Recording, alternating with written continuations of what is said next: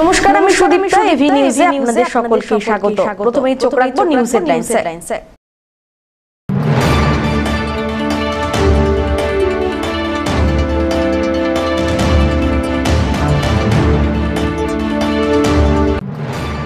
চলন্ত ট্রেন থেকে নামতে গিয়ে মৃত্যু হলো এক ব্যক্তির। শুক্রবার ঘটনাটি ঘটেছে জলপাইগুড়ি রোড স্টেশনে।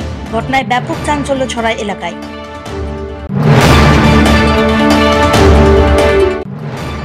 জমি হস্তান্তর এবং বিল্ডিং পাস নিয়ে জলপাইগুড়ি জেলা পরিষদ কোনো রকম ভাবে যুক্ত নয়। শুক্রবার সাংবাদিক বৈঠক করে জানালেন সভাধিপতি কৃষ্ণা রায় বর্মন এবং জেলা পরিষদের মেন্টর চন্দন ভৌমিক।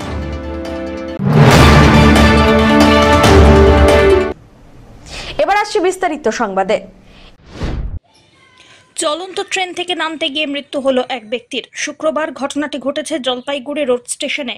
মৃত রেলযাত্রীর নাম মোহাম্মদ কিয়ামউদ্দিন, বাড়ি বিহারের মাধরপুরে। ঘটনাকে কেন্দ্র করে ব্যাপক চাঞ্চল্য ছড়ায় স্টেশন চত্বরে। আরপিএফ যখন ব্যক্তিকে উদ্ধার করে জলপাইগুড়ি সুপার স্পেশালিটি হাসপাতালে নিয়ে যায়। জানা গিয়েছে, বিহার থেকে সড়ক পথে স্ত্রীকে নিয়ে শিলিগুড়িতে এনজেপিতে আসেন কিয়ামউদ্দিন। সেখান থেকেই শিলংয়ের উদ্দেশ্যে পদাতিক এক্সপ্রেসে ট্রেনে চড়ে উঠেছিলেন। রোড স্টেশনে পদাতিক ট্রেন 2 মিনিটের স্টপেজ দিয়ে থাকে। সেই সময় চলন্ত ট্রেন থেকে নামতে যায় কিয়ামউদ্দিন। স্ত্রী আটকানোর চেষ্টা করলেও পারেননি। এরপরেই চলন্ত ট্রেনের দিকে চলে যায় কিয়ামউদ্দিন। ঘটনাকে কেন্দ্র করে ব্যাপক চাঞ্চল্য ছড়ায়। কিয়ামউদ্দিনের পা দুটি কাটা পড়ে। রেল পুলিশ ছুটে এসে গুরুতর জখম অবস্থায় কিয়ামউদ্দিনকে উদ্ধার করে সুপার স্পেশালিটি হাসপাতালে নিয়ে যায়। এরপরে চিকিৎসাধীন অবস্থায় মৃত্যু হয় তার। দেহ ময়নাতদন্তের পর পরিবারকে তুলে দেওয়া হয়েছে। জলপাইগুড়ি রোডে 12377 আপ আপনার পদাতিক এক্সপ্রেসে 10টা 25 নাগাদ আসার পরে যখন গাড়িটা জাস্ট ছাড়ে 2 মিনিট পরে শিডিউল স্টপেজের পরে, সেই সময় প্যাসেঞ্জার হাল্লা করে যে একজন পড়ে গেছে। আমরা খবর পেয়ে দৌড়ে যাই। ট্রেন থেকে পড়ে যায় নামার সময় পড়ে যায়। সাথে সাথে গাড়ি দাঁড়িয়ে যায়। আমরা দৌড়ে যাই। প্রচুর লোক প্যাসেঞ্জার থাকে। তো তারপরে আমাদের আরপিএফ স্টাফ নিজেদের নামে আমরা সকলে মিলে তুলে আমরা জলপাইগুড়ি মেডিকেল কলেজে শিফট করি। কি নাম এর? নাম হচ্ছে আপনার কিয়ামউদ্দিন। কত বয়স? 57। তার থেকে কোথায় যাচ্ছিল? উনি অ্যাকচুয়ালি আসছিল বিহার থেকে শিলিগুড়ি আসছে বাইপাসে। এবার শিলিগুড়ি থেকে উনি টিকিট থেকে নর্থ ইস্টে চড়ার জন্য উঠেছিল। কিন্তু নর্থ ইস্টে না চড়ে কোথা থেকে চড়েছে। যখন ও জানতে পারে যে রং গাড়িতে চলে গেছে, রানিং গাড়িতে নামছে। উনি যাচ্ছিল কোথায়? গুয়াহাটিতে যাচ্ছিল ওনার রিলেটিভের কাছে। কে ছিল ওনার সাথে? ওনার ওয়াইফ আছে। হসপিটালে আসার পর কি বললো ডাক্তাররা? আসার পরে আমরা যখন নিয়ে আসছিলাম তখন উনি বেঁচে ছিল। আসার পর এখানে ডেথ করে গেছে। বর্তমানে বেশ কিছু সংবাদ মাধ্যম এবং সোশ্যাল মিডিয়াতে জমি হস্তান্তর এবং বিল্ডিং পাস নিয়ে যে সমস্ত সংবাদ ছড়াচ্ছে, সেগুলি জলপাইগুড়ি জেলা পরিষদ কোনো রকমভাবেই তার সঙ্গে যুক্ত নয়। শুক্রবার জেলা পরিষদে সাংবাদিক বৈঠক করে এই কথা সাফ জানিয়ে দিলেন সভাধিপতি কৃষ্ণা রায় বর্মন এবং জেলা পরিষদের মেন্টর চন্দন ভৌমিক।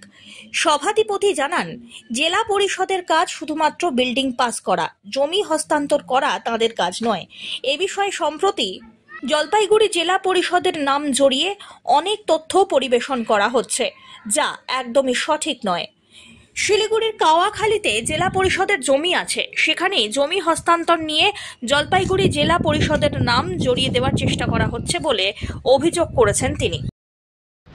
সম্মেলন আমার এই কারণেই ডাকা যে বেশ কিছুদিন ধরে আমাদের জেলা পরিষদের নামে যে পেপার এবং সোশ্যাল মিডিয়া থেকে শুরু করে বিভিন্ন জায়গায় এই বিল্ডিং প্ল্যান থেকে জমি হস্তান্তর ব্যাপারে কিছু কথা উঠছে, যেটা আদৌ আমাদের জেলা পরিষদ সেখানে জড়িত না। কারণ জেলা পরিষদের এসজিডিএ যেখানে জমি, জেলা পরিষদের সেটা জমিই না। আর জেলা পরিষদের একটাই কাজ, সেটা হচ্ছে বিল্ডিং প্ল্যান পাস করা। যেখানে বিল্ডিং প্ল্যান পাস শুধু জেলা পরিষদের কাজ, সেখানে জমি হস্তান্তর কথাটা আসতেই পারে না। তো সংবাদ মাধ্যমে আমি এটাই বলতে চাই যে যেটা সোশ্যাল মিডিয়া এবং সংবাদের মাধ্যমে বেশ কিছুদিন ধরে যেটা চলছে সেটা আমার মতে ভুয়ো। এটা নিয়ে কি ভাবছেন তাহলে? আমাদের বিল্ডিং প্ল্যান শুধু পাস, আমাদের জেলা পরিষদ থেকে বিল্ডিং প্ল্যান পাসটাই হয়। আমরা জমি হস্তান্তর বা জমি দেওয়া নেওয়া এই ব্যাপারে আমরা কিন্তু আমাদের হয় না। আমরা বিল্ডিং প্ল্যান পাস আমাদের কাছে আসে, আমরা বিল্ডিং প্ল্যান পাস করতে যা যা করণীয় সেটা আমাদের করে দেখে এবং সেটা আমাদের পিএনআরডিতে পাঠানো হয়, সেখান থেকে আসলে পরে সেটাকে পাস করানো হয়।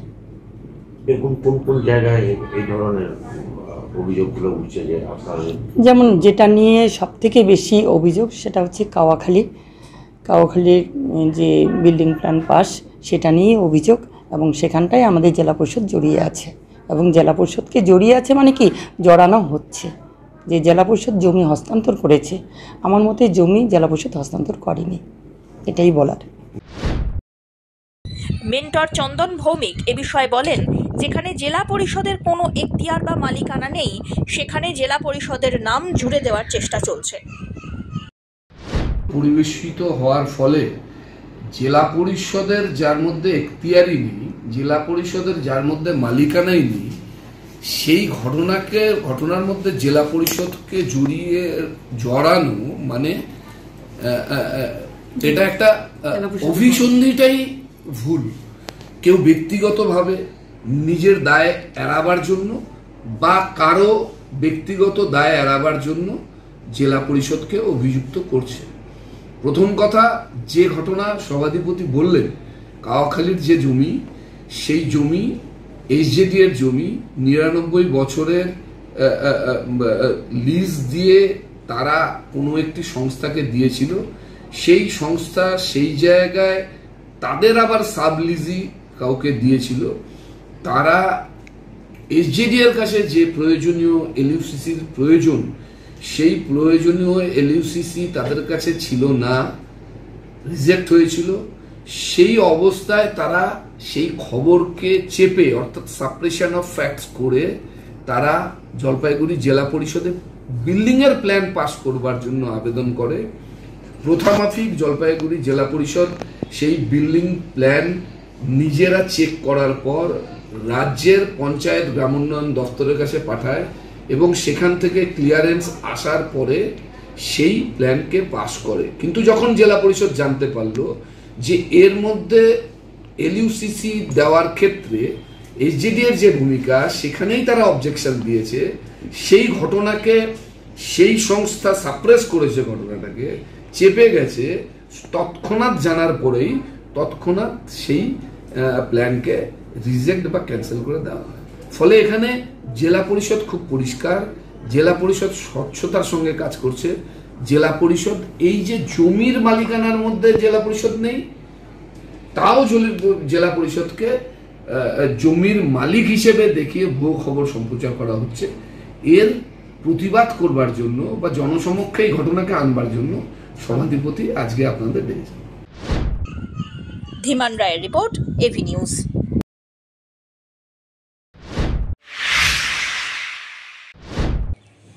লোকশিল্পের প্রসারে একদিনের জেলা ভিত্তিক লোকশিল্পী সম্মেলন অনুষ্ঠিত হল শুক্রবার।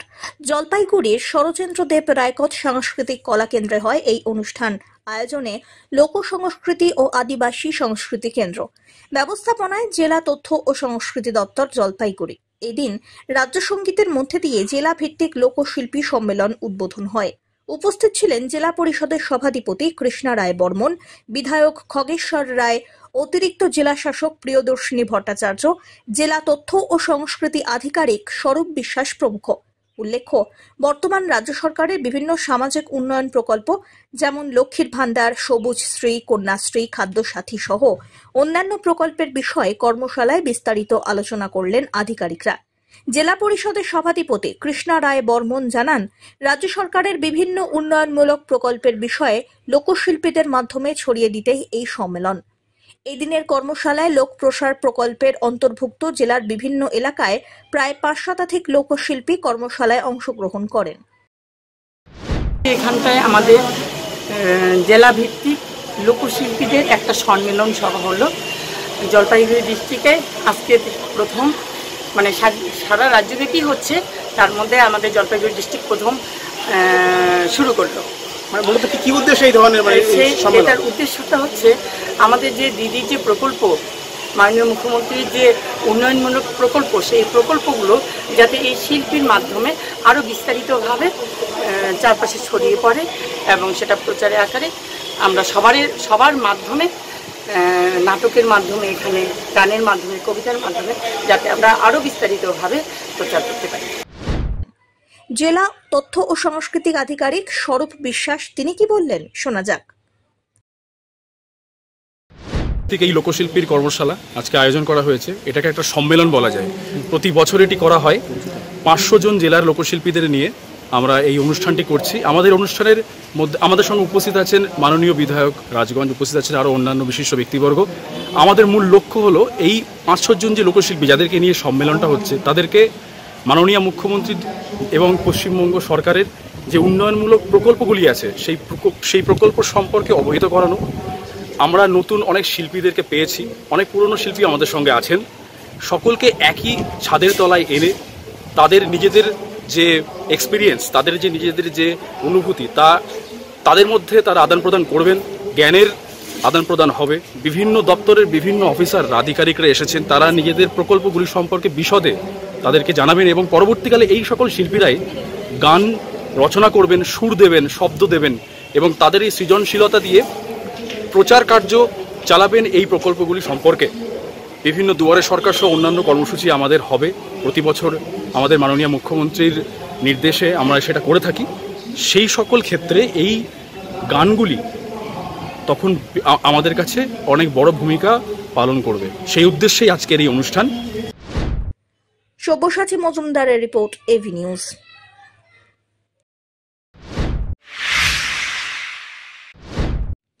দেখতে অনেকটা কালাত সাপের মতো, তবে তীব্র বিষ নয়।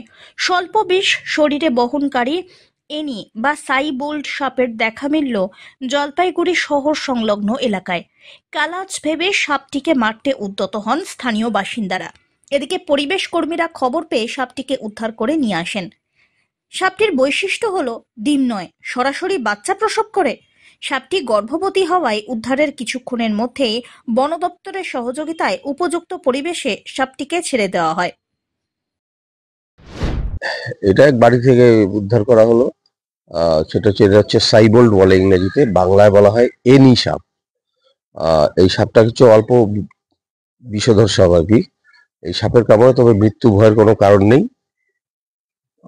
সেটাও মানুষ ওখানে যারা ছিলেন তারা প্রথমে এটাকে কালাজ ভাবছিল, তো রংটা কালাজের মতন দেখতে, কিন্তু এটা অ্যাকচুয়ালি জলজ সাপ আর কি, জলের আশেপাশে এবং জলে বসবাস করে। এবং এই সাপের সবচেয়ে বড় বৈশিষ্ট্য, একটা খুব মজার জিনিস, এটা সরাসরি বাচ্চা প্রসব করে। এবং এই সাপটা প্রেগনেন্সি অবস্থায় আছে, এর পেটে বাচ্চা আছে। এখনই আমরা এটাকে ওই জলাশয়ের আশেপাশে দেখে, একটা ভালো জায়গা দেখে একে এখনই রিলিজ করে দেওয়া হবে। ব্যাপারটা হচ্ছে জলাশয় চারিদিকে তো বন্ধ হচ্ছে, এখন যত এদের বাসস্থানের অভাব দেখা দিবে তখনই মানুষের বাড়িতে উৎপাত সৃষ্টি হবে, এটাই স্বাভাবিক। অন্যান্য সাপের ক্ষেত্রেও তাই হচ্ছে, এই সাপের ক্ষেত্রেও তাই। এরা মূলত জলাশয়ে থাকে, যেখানে জলাশয়গুলো বিভিন্ন জায়গায় বন্ধ হয়ে যাচ্ছে, সেরকম জায়গারই আশেপাশে কিন্তু এই সাপগুলো বেশি পাওয়া যাচ্ছে। এটা 1.5 ফুটের মতন খুব বেশি বড় হয়, এটা প্রায় 1 ফুটের উপরে আছে, 1.25 ফুটের মতন আছে। তো এবং এই সাপটা এটাকে বলা যায় যে একটা ইয়াং সাপ বলা যায় আর কি, যুবতী সাপ বলা যায় এটাকে। পিনাকি শিলের রিপোর্ট, এভি নিউজ।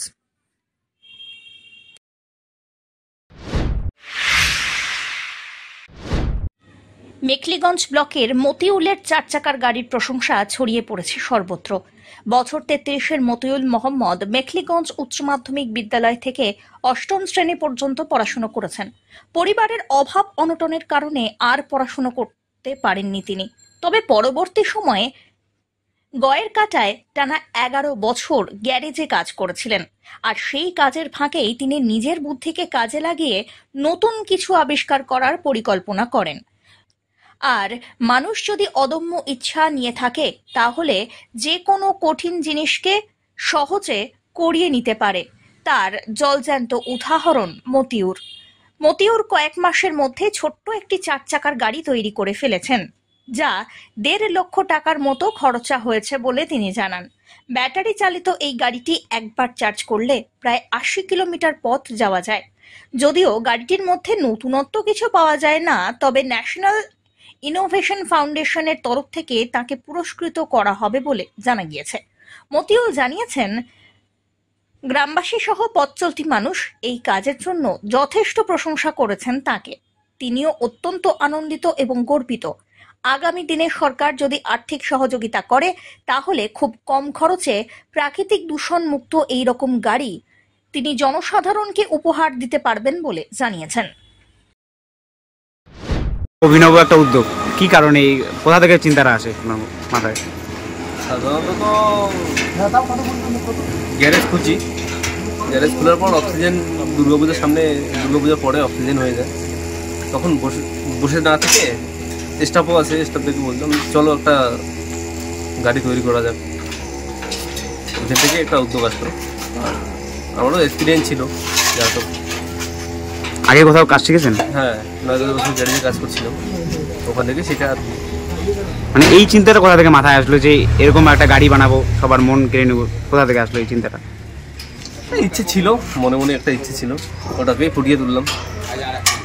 এখন তো দেখা যাচ্ছে যেখানেই যাচ্ছেন সেখানেই মানুষ সেলফি তোলার জন্য হিড়িক পড়ে যাচ্ছে, কি বলবেন? কি বল, যতটুকু পাইছি বেস্ট করার করছি, আরও চেষ্টা করবো আগে। সরকার থেকে যদি কোনো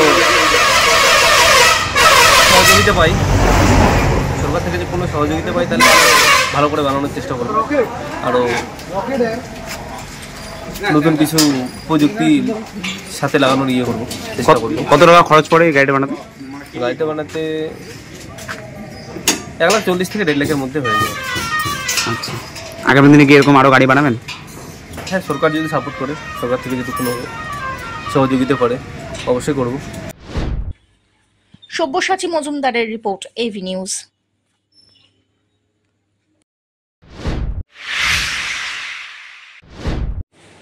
তুলনামূলকভাবে এবছর পাটের দাম অনেকটাই কম রয়েছে বাজারে, এমনটাই দাবি পাট চাষিদের। পাট চাষে যেমন খরচা হয়েছে ততটা লাভ হবে না বলে মনে করছেন চাষিরা। এবছর প্রতিকূল আবহাওয়ায় অন্যরকম কারণ বলেই মনে করছেন তারা। জলপাইগুড়ি সদর ব্লকের মিলনকুঠি এলাকার চাষি ধনেশ্বর রায় জানান, এবছরের পাট চাষ করতে গিয়ে যেরকম খরচ হয়েছে এবং বর্তমানে বাজারে যা দাম তাতে লাভ হওয়ার সম্ভাবনা কম। বর্তমানে বাজারে 2000 থেকে 2100 টাকা মন রয়েছে পাটের দাম, এমনটাই জানিয়েছেন তিনি। উৎপাদন যা হয়েছে প্রাকৃতিক দুর্যোগের কারণে কিন্তু যথেষ্ট খরচ হচ্ছে। আচ্ছা, এই খরচের জন্য এখন কতটুক এর মূল্য আমরা পাবো এটা এখনো পর্যন্ত আমরা বুঝতে পারতেছি। বলছেন বাজারে কেমন দাম রয়েছে? বাজারে এখন 2000-2100 টাকা মন। আচ্ছা, এই বাজারে পাট বিক্রি করলে আমাদের কিন্তু এই খরচ আসবে। মানে যে দাম রয়েছে তাতে সেই অংশে খরচই অনেক বেশি হয়ে গেছে কি? হ্যাঁ হ্যাঁ। বলছেন তাহলে এবছর কি চাষিরা সেরকম অর্থ পাবে না পাটে? না না, তুলনামূলকভাবে এবার অনেক কম পাবে। কি মনে করছেন প্রাকৃতিক আবহাওয়ার জন্য কি? হ্যাঁ, প্রাকৃতিক আবহাওয়ার কারণে। বলছিলাম 1 বিঘাতে কতটা পাট আসে? পাট 4 থেকে 5 মণ আসে, এর বেশি আসে না। আচ্ছা, কিন্তু এখন যা খরচ তাতে পার বিঘাতে এখন 10 থেকে 12,000 টাকা খরচ হয়ে যাচ্ছে। বলছিলাম 1 বিঘা পাট কাটতে কত টাকা বর্তমানে লাগছে লেবার খরচ? কম করেও 8,000 টাকা। 8,000? আচ্ছা, আর পাট হবে 5 মণ? 5 মণ পাট। আচ্ছা, তাহলে তো দেখা যাচ্ছে খরচে ওঠানো মুশকিল হয়ে যাচ্ছে। হ্যাঁ, টাপ হয়ে যাচ্ছে। নীতিপূর্বে পাটে খাতে আগাছা নির্মাণ করা হয়েছে, পাট ধোয়ানো আছে। হ্যাঁ, অনেক মানে লাভের মধ্যে শুধু পাটকাঠিটা? হ্যাঁ, পাটকাঠিটাও থাকবে না। আচ্ছা, যা পরিস্থিতি আর কি। আচ্ছা। সব্যসাচী মজুমদারের রিপোর্ট, এভি নিউজ।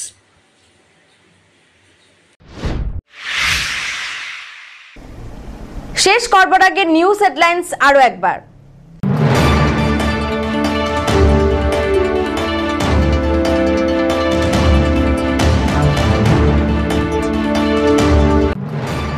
চলন্ত ট্রেন থেকে নামতে গিয়ে মৃত্যু হলো এক ব্যক্তির। শুক্রবার ঘটনাটি ঘটেছে জলপাইগুড়ি রোড স্টেশনে। ঘটনায় ব্যাপক চাঞ্চল্য ছড়ায় এলাকায়।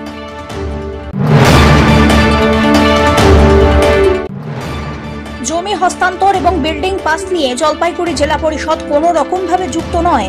শুক্রবার সাংবাদিক বৈঠক করে জানালেন সভাধিপতি কৃষ্ণা রায় বর্মন এবং জেলা পরিষদের মেন্টর চন্দন ভৌমিক।